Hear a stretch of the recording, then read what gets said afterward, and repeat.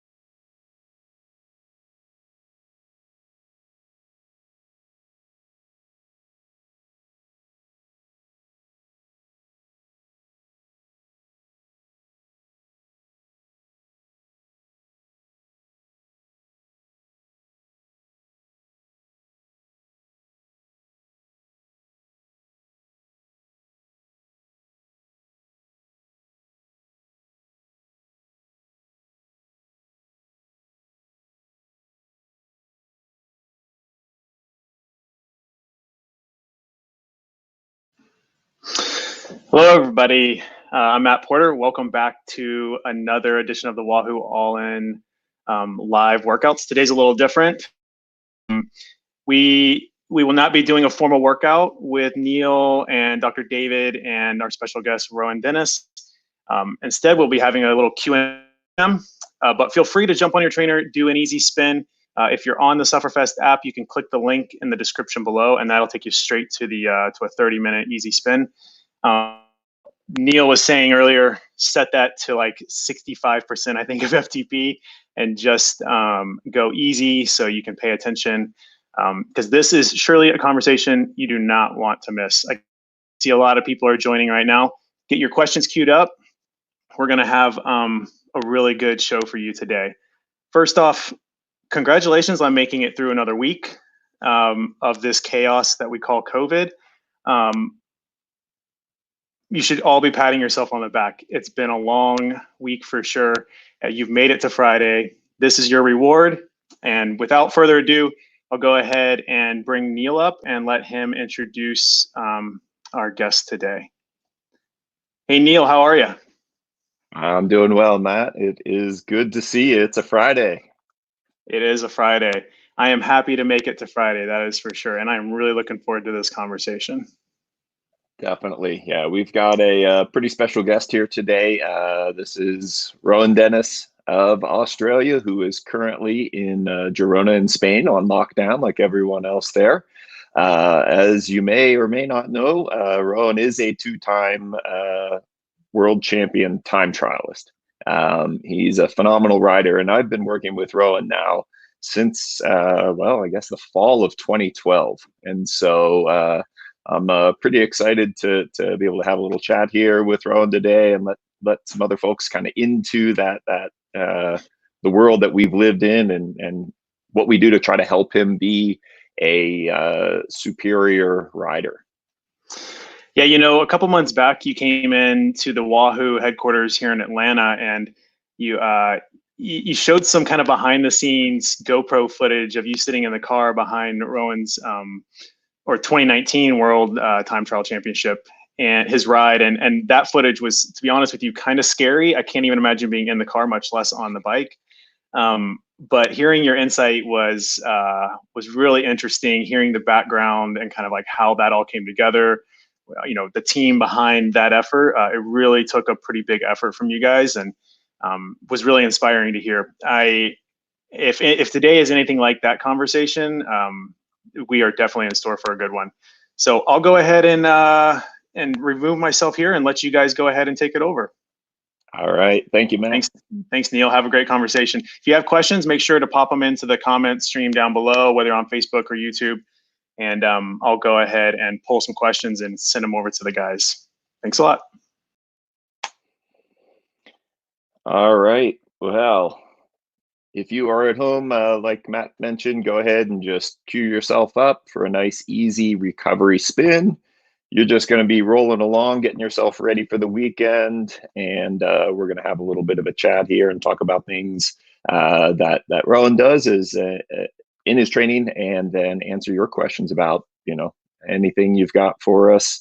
Training related stuff is good, but if you got some other things, for sure, go ahead and ask those questions, and we'll do our best to answer them. We're also going to be bringing in another special guest after a little while, who is joining us from the middle of the night in Australia. So for those of you who don't know, Rohan is from Adelaide, Australia, which is kind of the home of the Tour Down Under, which I got to visit for the first time this past year in January, which was pretty cool. And we're going to go ahead and move over and bring Rohan in now. And let's see, here we are from Girona, buddy. Look at that hairstyle, man. I would have gone full Neal Henderson, but I got a couple of moles. Yeah. I reckon the old skinhead would have made a bit of bleeding.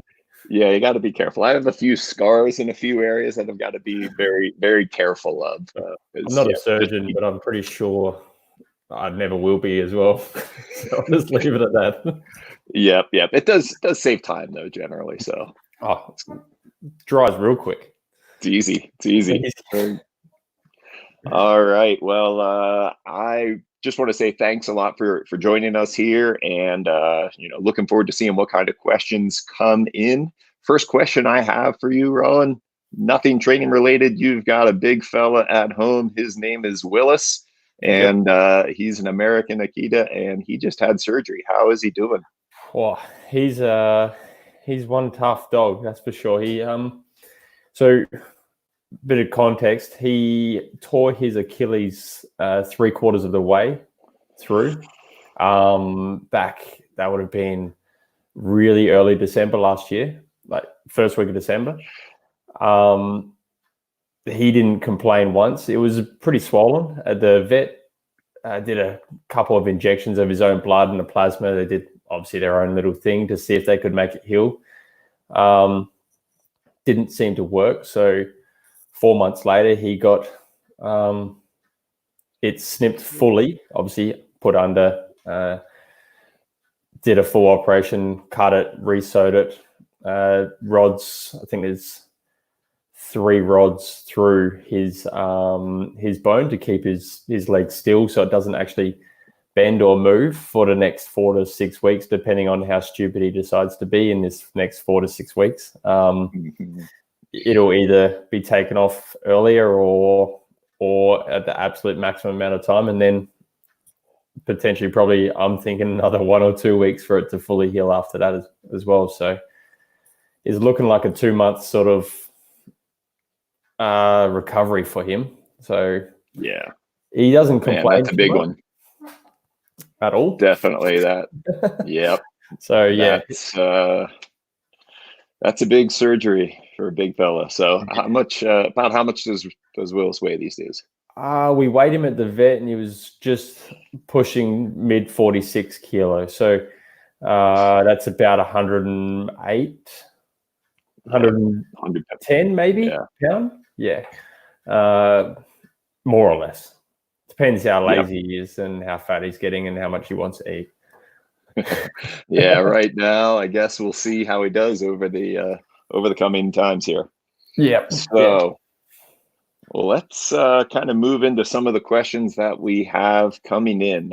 First one here is from Charles Bradley. Rohan, what is the single hardest event mentally that you've competed in, or even just a training session, and maybe why?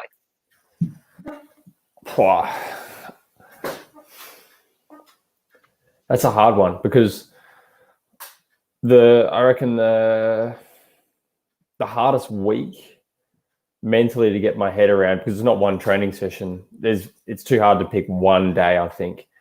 The hardest week would have been in 2017, just before Tour of Alps, when you were over for the week in Andorra and then the last day in Girona.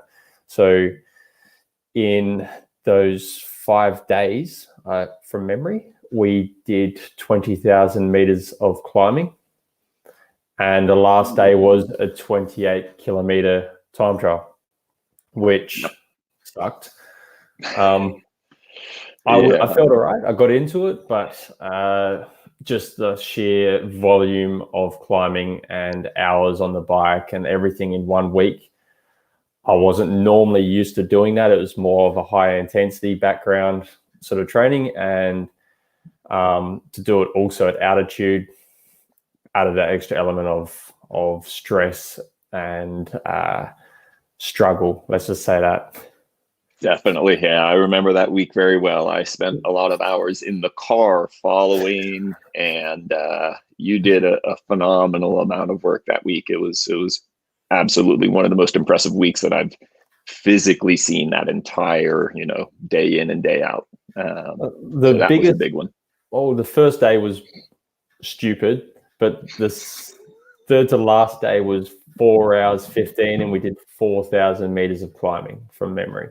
Yeah. So, yeah, that was probably the single hardest day, was that day for sure. Yep.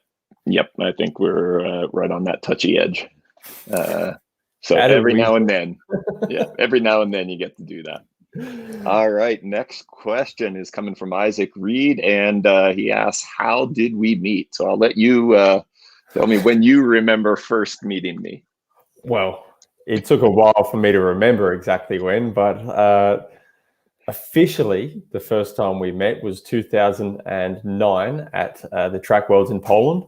I actually met you at the breakfast table with Taylor Phinney and Connie.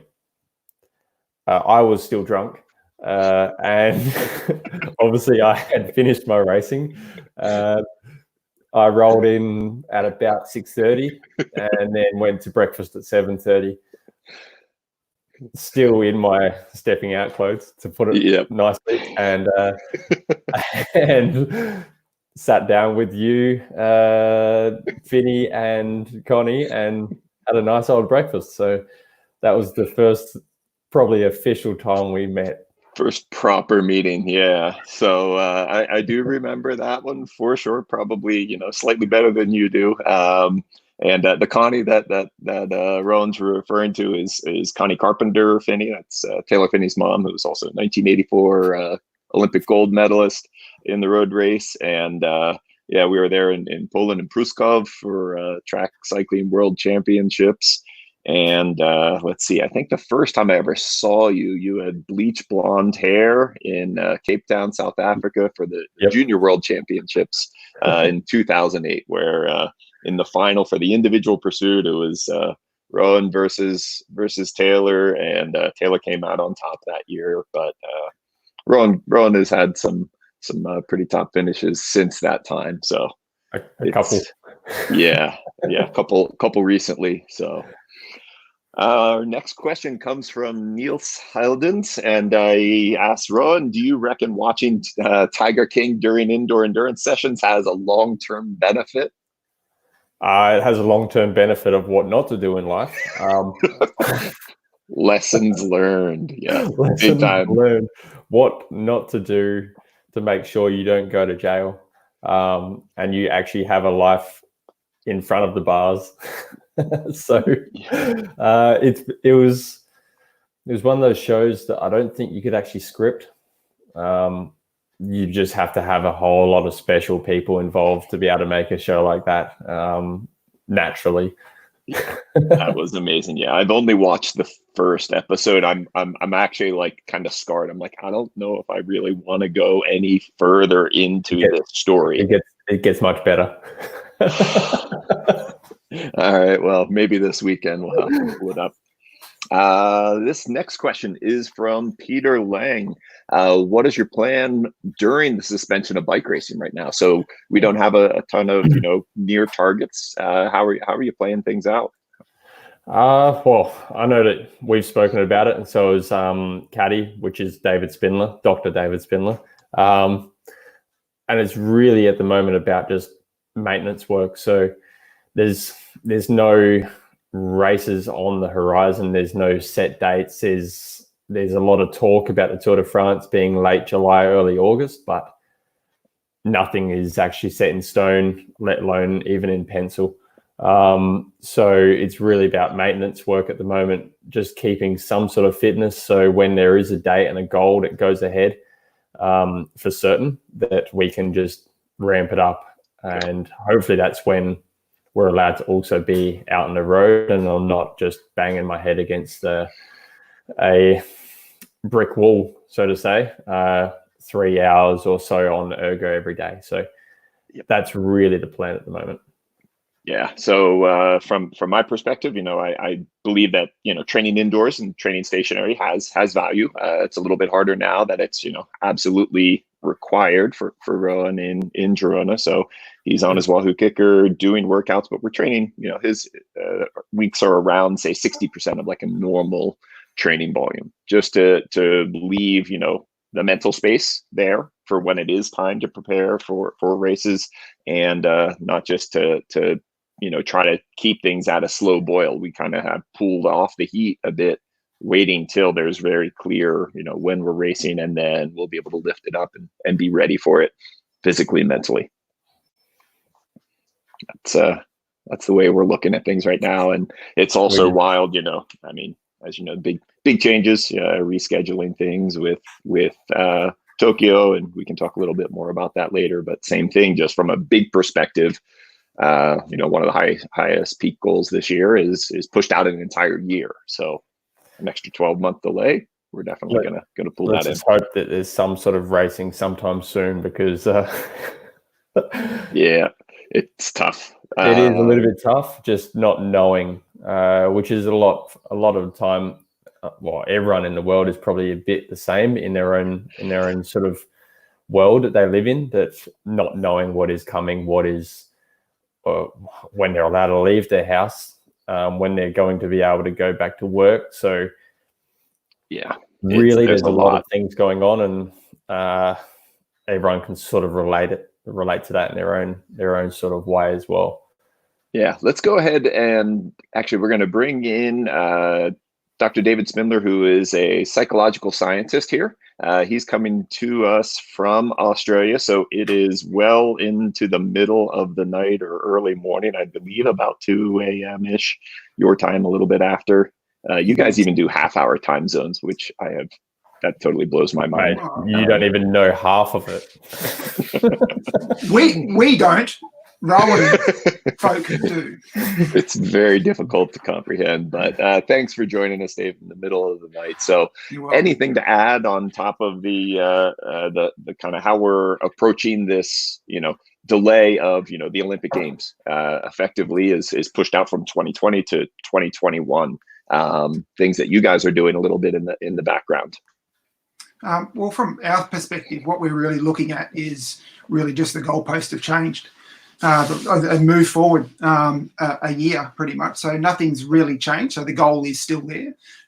It hasn't gone away at all. So it's still one of his major goals for a lifetime goal pretty much is that Olympic Games performance.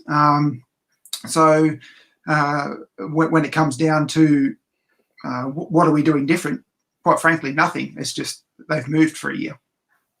Yep. Yeah. And just like last year, the pre-Olympic year, 2019, we had some pretty heavy goals and had some pretty lofty accomplishments. And whenever we get the opportunity for 2020, be ready to strike when it's time to go. All right. We have Hot Rod 3856 coming in with a question. Congrats, Rohan, on winning the world's TT champs in England. How did you plan and build up for it? So that was it. Yeah, we had an interesting build-up, eh? Oh yeah, we had I think from the day I left the tour, it was 10 weeks. Ended up being about 8 weeks of actual real training. It was a real.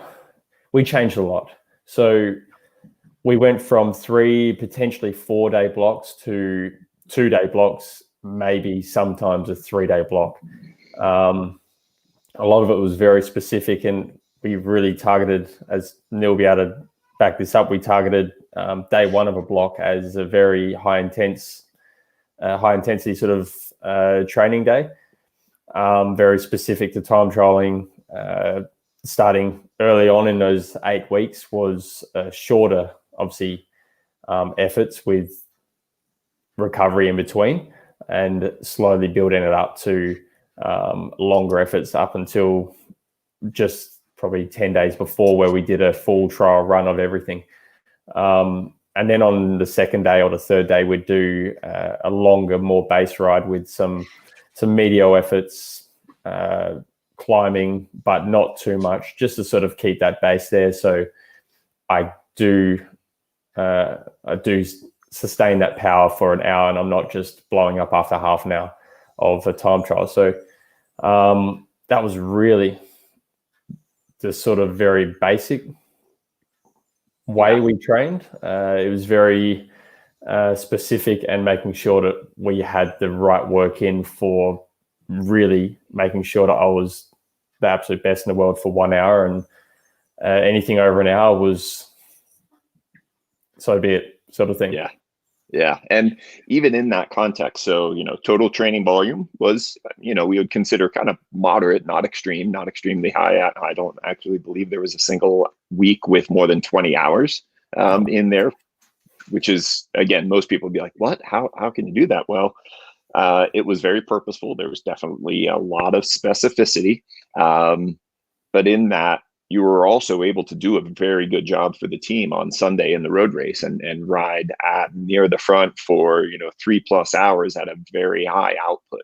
And so, again, you wouldn't have been prepared for a 3-week Grand Tour with that kind of a setup, but to be able to nail that 1 day ITT and then do several hours of work on the front was all possible with that setup. And so, we had to balance out work and rest, work and recovery. And as Rohan mentioned, that first portion, we were doing a little bit more on like max aerobic power, kind of 5-minute type of effort initially to kind of raise that upper ceiling before then filling in what could be sustained kind of more closer to threshold or FTP. Yeah, and on my side, what we were trying to do really is just reduce and minimize all the external noise as much as possible, because there was a fair bit in and around that time. Just a bit, as Rohan saying there. But so from our perspective, or my perspective, what we were trying to do is sort of minimize that catecholamine response of cortisol. Get that as minimize all the noise as possible. Just really reduce life down into a very specific small number of people, and then move forward, and then literally just take it one session at a time.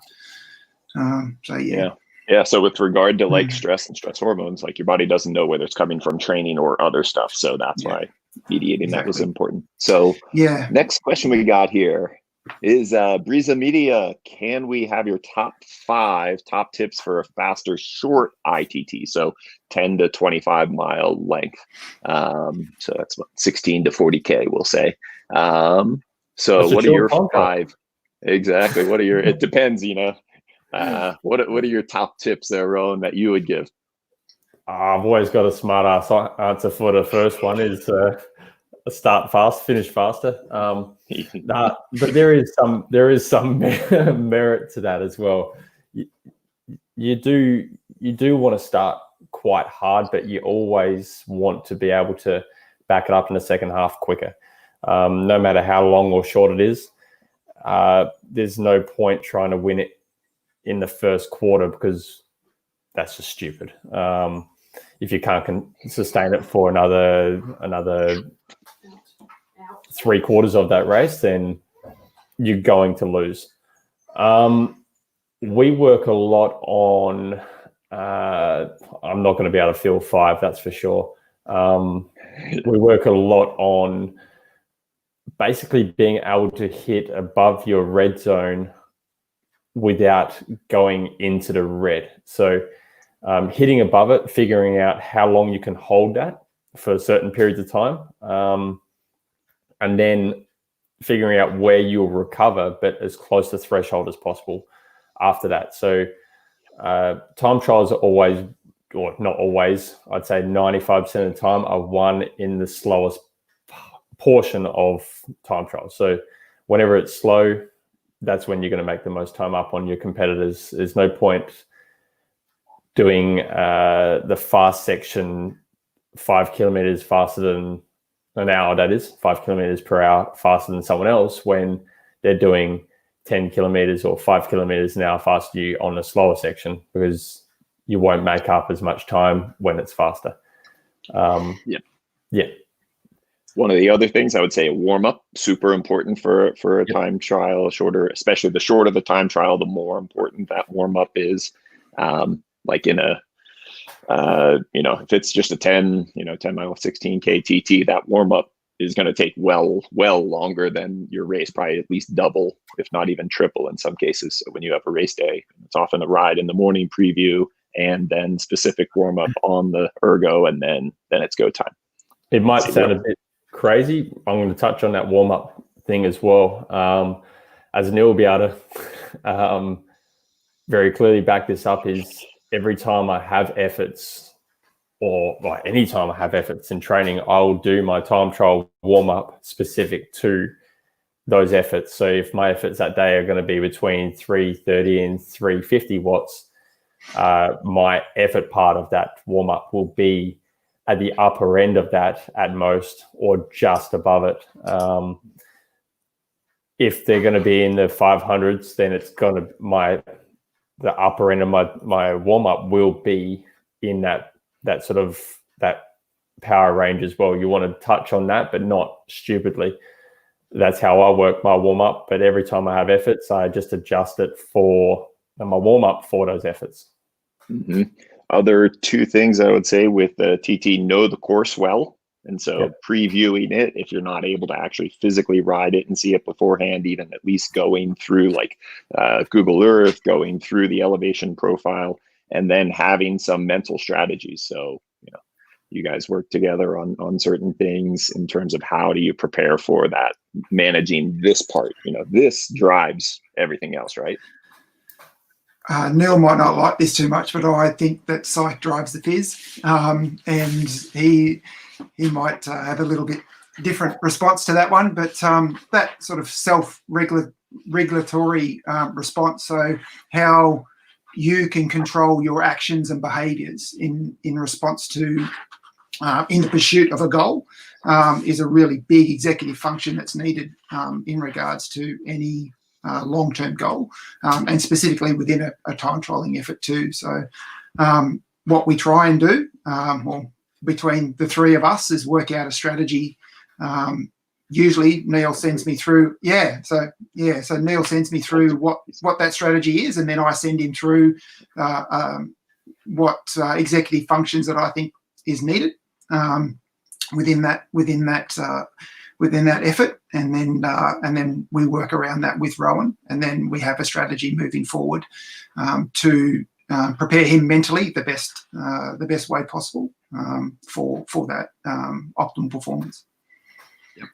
Yep. And ultimately Rohan synthesizes all of that information and makes the magic, baby. In the end, you just have to be happy. Yeah. That's the big thing. Yeah, it's a big one. Yeah, that's dopamine, serotonin. Those happy chemicals are a really big thing. There is such a thing as happiness watts. So, absolutely. Speaking of happiness watts, Michael Kao wants to know, what is the best place you've been to train, Rohan? Shell Harbour, Australia. I've never been to Shell Harbour. If anyone doesn't know, that's where Caddy or David's from. Honestly, for different parts of the season, it comes down to different places. Andorra I love, but there's a point in the season you don't want to be there, and that's when you're really doing specific stuff for time trialing. It's high altitude or semi-high altitude where I live, and you just really can't get in that quality you really need for time trialing. Although it is great for longer stage races sort of things. Yeah, it's beautiful there. I've driven a whole lot more than I've ever ridden in Andorra, but I've ridden just a touch, and it's a pretty fantastic place. Girona, where you live, has some really remarkable roads, just literally right out the door, and you can go and see very few cars on those routes. So that's a pretty, you find yourself in a pretty good spot. Yeah, and you're home. Between the two, yeah, I can't go wrong. Exactly. And then when I'm back in Oz, I live in the best place for riding. Nowhere near New South Wales, or Victoria. True Adelaide boy. True Adelaide boy. It's where all the best wine is, and it's called a retirement state for a reason. Because no one wants to go there, except for the oldies, supposedly. But it's a good spot. The wines are fantastic. I've actually found a couple nice razes here. So you're welcome. All right, we have a question coming. RG Castro 7. You guys rock. Well, I'll say you guys. And any interest in esports during isolation for you?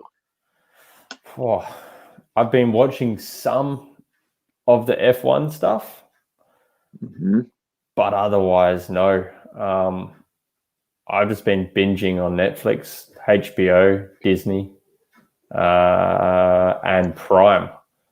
To be honest with you, I don't have a whole lot to do with sports when I'm not training or racing.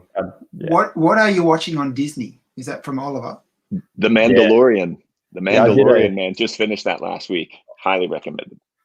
I might have to watch that. Yeah, I had a conference call with Cycling Australia with all the Olympic team back. Would have been just as the Olympics was cancelled, and I watched Cars for most of that conference call. So, Cars is a good one. That's a super classic. Yep. I was listening, but yeah. Tim Muir is asking, what's the most effective off the bike training that you do? Pre-season gym, during the season, sitting on the couch. Yeah. So think about training is that balance. So like the preparation, so the gym work gets you strong, and it's not just the muscles that you're working when you do gym work. It's actually getting your tendons more capable of handling that repetitive load. That's really the issue that we a lot of times see with endurance sports and kind of that repetitive motion in cycling. It's a fairly constrained motion.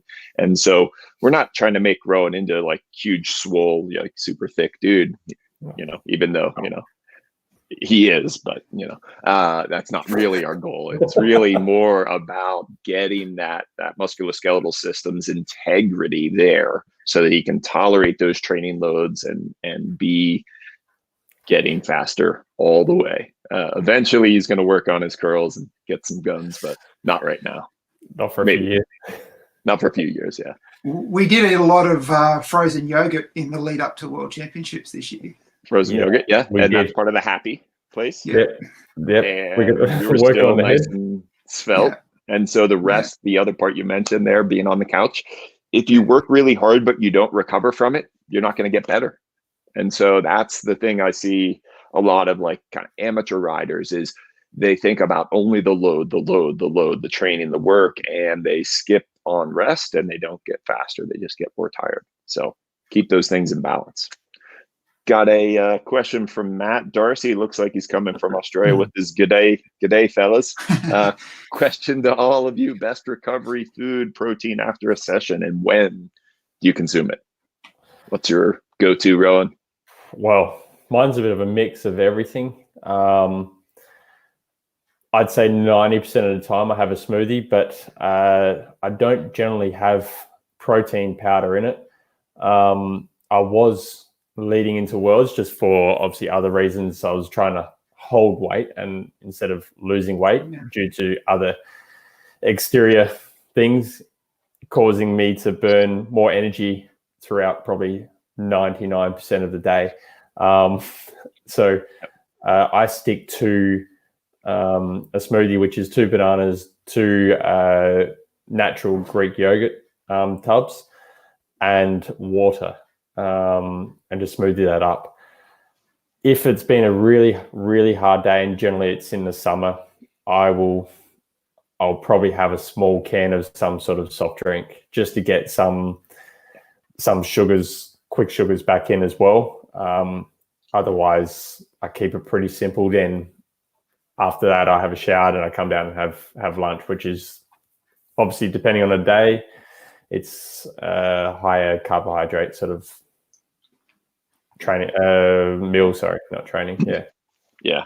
I mean, I'd say from the kind of the physiological side of things and nutrition and science, you need to get some of the carbohydrates in pretty quickly. The sooner the better. If you finish a ride and you can have something in the first 5 or 10 minutes, absolutely go ahead and do that. So that's where sometimes that kind of sugary type of thing, a soft drink like that, is actually really pretty perfect to get something in very quickly. Don't worry, you're not going to have a big insulin response when you've just finished training. Now, if you waited an hour and then you did guzzle of Coke or Fanta or whatever, not the same situation. You're out of the window at that point. So trying to get that in sooner, and a little bit of a mix, and natural whole foods truly is the way to go, if at all possible.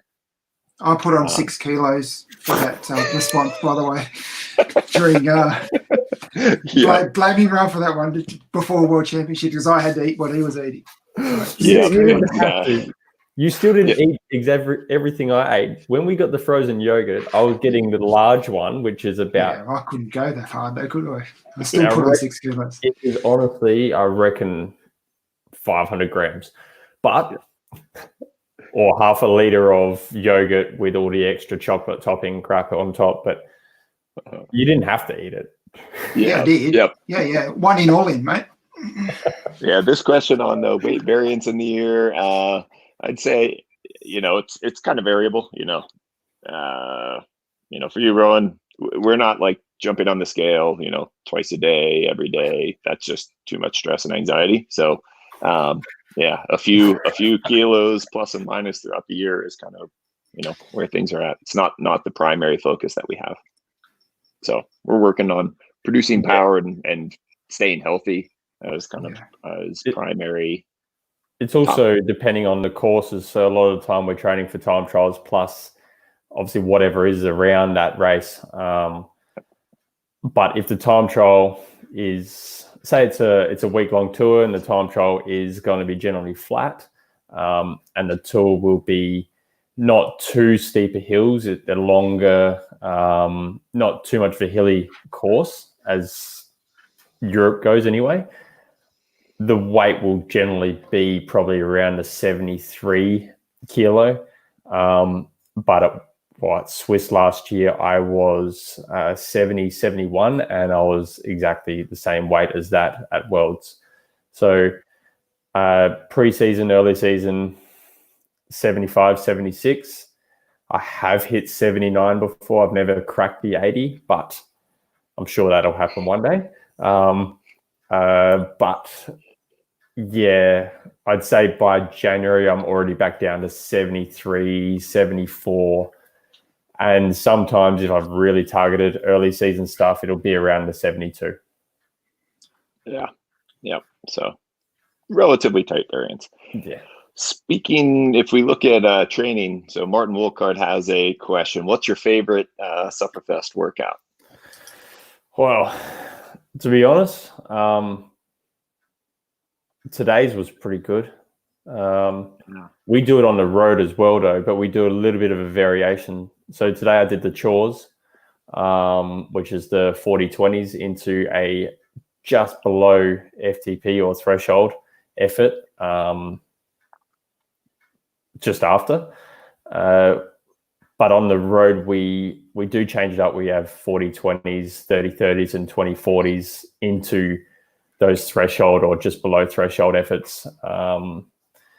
They're probably my most favorite because you can always, I'd say 95% of the time you can just get through it, and it's not actually, and you actually still feel good about yourself at the end of it. You don't feel like an absolute idiot. Yeah.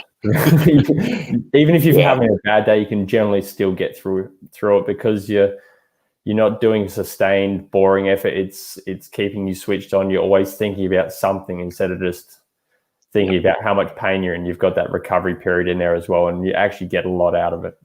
You do that 4DP thing too on the road too, don't you? Oh yeah.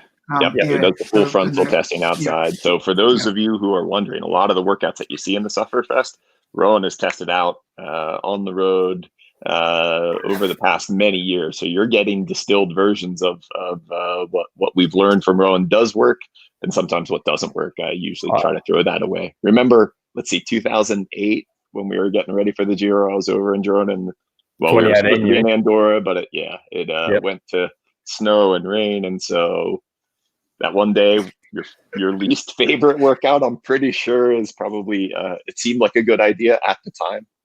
I had to do a double that day. You may have blocked that one out. No.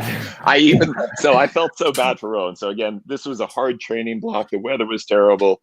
We were kind of forced inside because it was just absolutely miserable. And I had him do a long session in the morning, some hard efforts. And then in the afternoon, again, because we had a really big day on the schedule and we just weren't going to go out and suffer like that.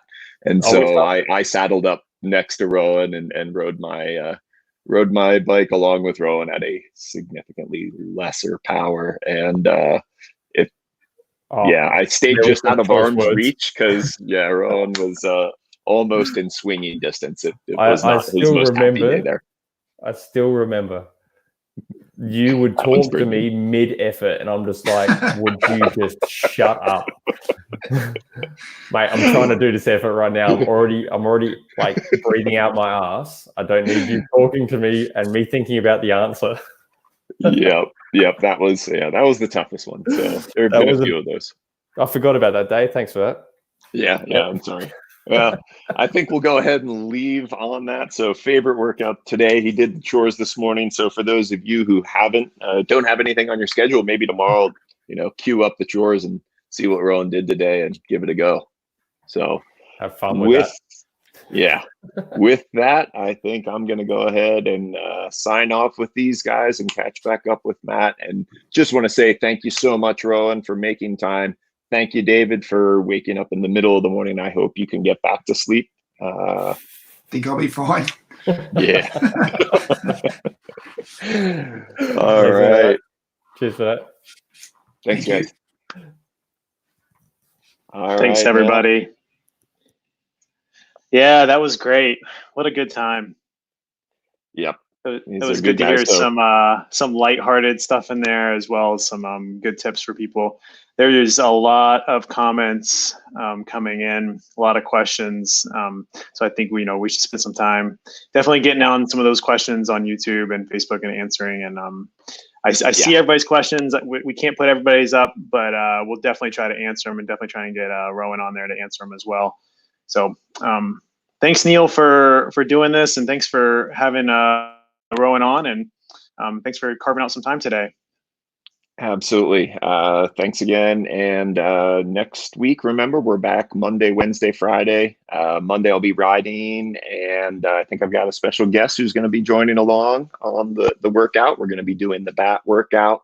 It's a super one. It's one that actually Rohan has also done outside quite a bit, that we refined it and just got it into the app maybe a couple months ago. Wednesday, then we've got Susie Snyder leading our strength and yoga sessions. And then next Friday, again, we'll be doing a little recovery spin and chat. So thanks again. Remember, check out the app, and we've got the SUF all-in SUF plan code to use for 30 days free there once you subscribe to that. Well, yeah, thanks for that, Neal. You took all the words right out of my mouth. So definitely join along next week. We'll be publishing all of the live events here shortly for next week. So join along for that. If you haven't subscribed, like Neal said, to SUF, go ahead and hit sufferfest.com, thesufferfest.com, and go ahead and sign up for 30 days. And we'll get everybody fit, healthy, and happy by the time we all come out of this current situation. So have a great weekend. Thanks for joining all. We're signing off.